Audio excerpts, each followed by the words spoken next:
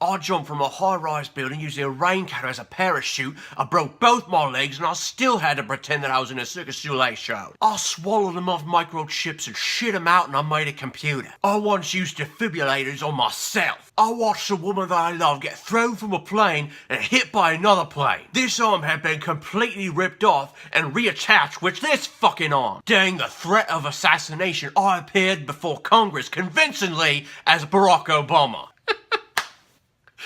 I love it. I love this character.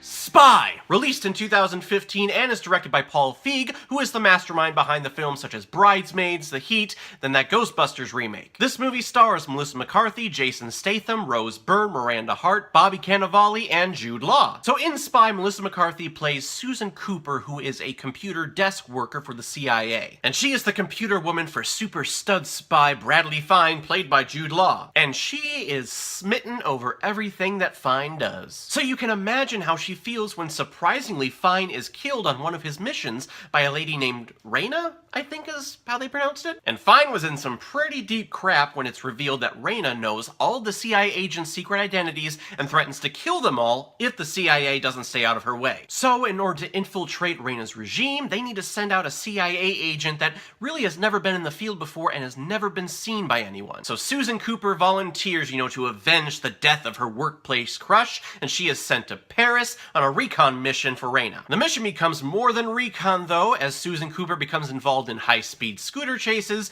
hand-to-hand combat, and then nuclear missile crisis. Then there's also CIA agent Rick Ford, who keeps showing up and getting in the way of Susan Cooper's missions, which are actually the funniest parts of the movie. I remember when this movie came out and the hype around this movie was really high. Everyone had amazing things to say about Melissa McCarthy and her collaboration with Paul Feig. So my expectations were really high for my first viewing of this movie. And that being said, I don't think it quite lived up to the hype. Don't get me wrong, there is a lot to like about this movie, but the tone of it just kind of felt like it was all over the place. Melissa McCarthy is a very talented comedian. She can riff for hours on end, and there are moments in this movie where I am 100% invested in her character, particularly in the first half. She has a desk job. It's very hard for her to find love. She's treated like an average customer at bars, as opposed to Jude Law's character, who can get any woman he wants because he is so dashing and talented. And she is fantastic when she's playing that role,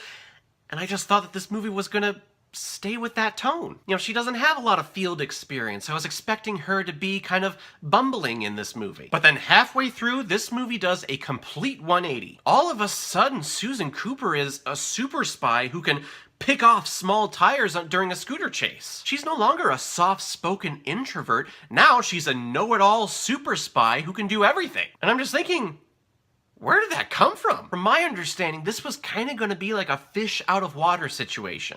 Cooper just being a shy desk worker and then volunteering for a mission and kind of bumbling her way through it. Like a Get Smart or a Johnny English type thing. I think that presentation of the character Susan Cooper is a much better fit for this movie than the one that we got. We don't see any training of her character. It was just all of a sudden, oh, I'm a soft-spoken introvert, and then all of a sudden, bam!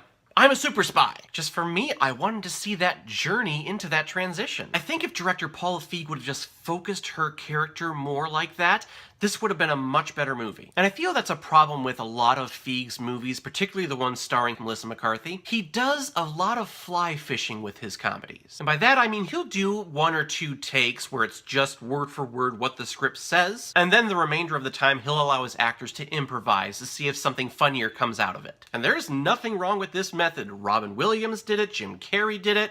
It works, but I believe it only works when it's focused and the director can hone in on the comedy. And I feel like Feig can't really hone in McCarthy because you can tell McCarthy just goes on for hours and hours in certain scenes. And you know when this happens in the movie because the pace of it comes to a screeching halt. Now, does she come up with hilarious quips?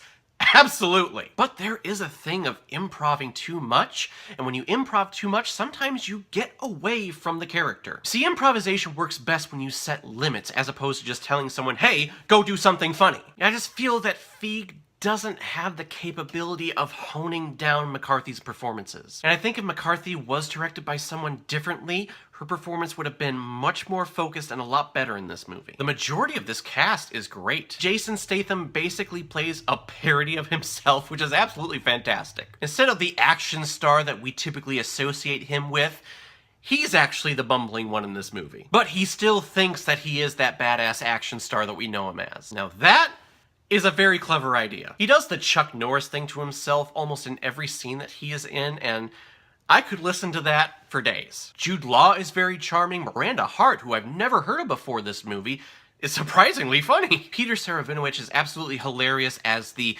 contact spy of Susan Cooper. In terms of the actors, the only black spot I would say is Rose Byrne. I haven't liked a single thing that she has done, and I've tried. I've really tried. But all of her performances in every movie that I've seen her in just comes off as hollow and fake to me. And that's absolutely what she is in Spy. Hollow and fake. I just don't care anymore. I've really tried, and I've given up at this point. So in the end, Spy is a fun action comedy that will give you plenty of laughs and a lot of likable characters. But where this movie is lacking is in the directing. If the movie was more consistent in knowing what it wants to be, and if the lead performances were focused more, this would have been a much better movie for me. So I have to give Spy 3 out of 5 Blu-rays. Not exactly what I had in mind, but not bad. It's still a fun time. It's better than average, but it's kind of forgettable. Alright everyone, now comes my favorite part in my videos where I randomly select which movie I'm going to be watching next. Let's take a look.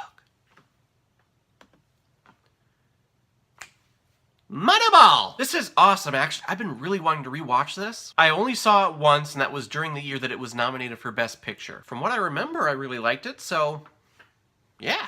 Let's watch it again. So everyone, have you seen Spy? What did you think about it? Or, if you've never seen it before and you stumbled across it because of this video, please comment below, let me know what you thought about it. And then when you're done commenting, please like and subscribe to my channel so you know the next time I'm posting my next movie review. So everyone, I will see you next time with my movie review of Moneyball. In the meantime, be well, be good to each other, and go watch a movie. Take care, guys.